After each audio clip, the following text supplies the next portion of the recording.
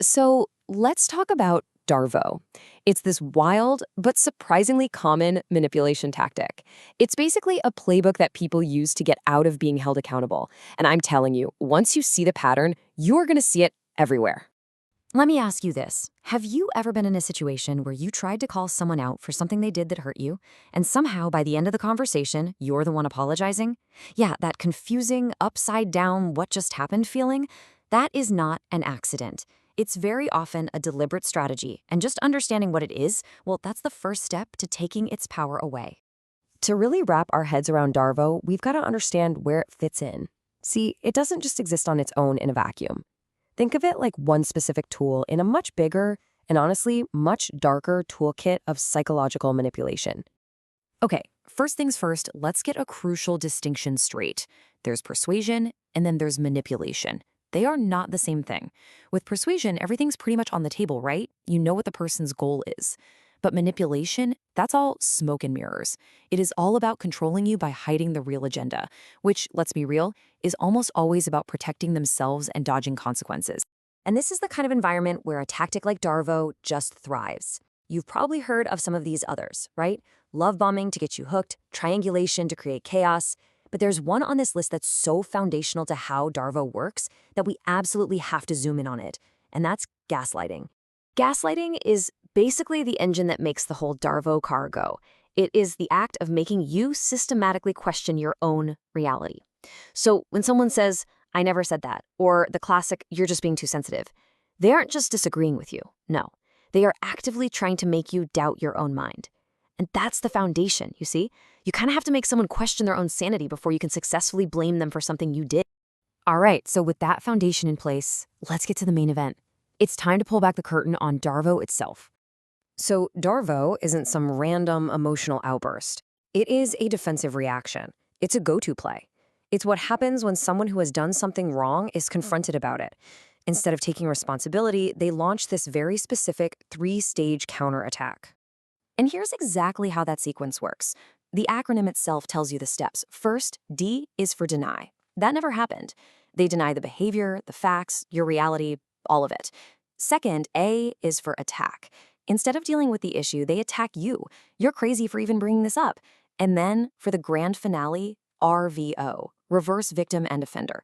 All of a sudden, they're the one who's been wronged and you're the aggressor. You know, this quote just nails it. It captures the entire playbook in one sentence. You deny reality, you aggressively attack the person who's speaking up, and then you do the big flip, where you claim that you're the victim. It's a tactic designed for one purpose: to confuse, silence, and just completely exhaust the person who's trying to hold you accountable. Okay, recognizing the pattern is a huge step, but knowing what to do about it, that's everything. So let's switch gears from just decoding the problem to actually building your defensive playbook. This right here, this is where the power shifts back to you. Just being able to name the tactic, to say to yourself, oh, okay, this is DARVO, it strips away its invisible power.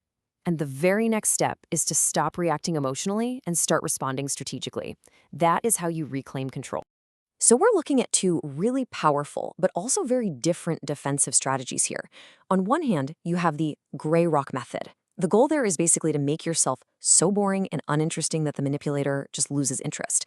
On the other hand, you have the BIF method.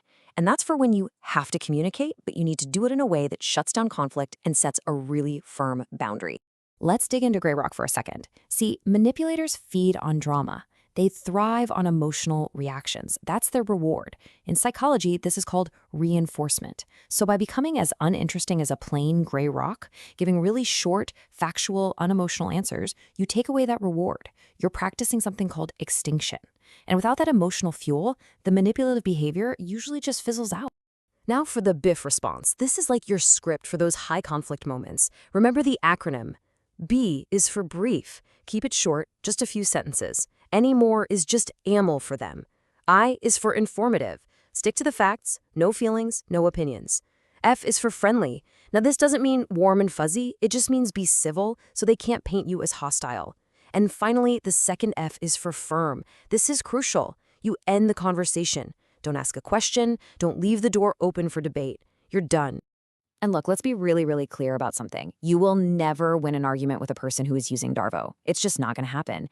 These methods aren't designed to change them. They're designed to change your role in the whole dynamic, to protect your energy and to disengage from that toxic cycle. The real power is in controlling your own response. When you get right down to it, understanding these dynamics isn't just some academic exercise. It's a form of self-defense. Recognizing the playbook is your shield. Responding strategically is your sword. This knowledge, it's your armor. So the only question left is, how are you going to use it?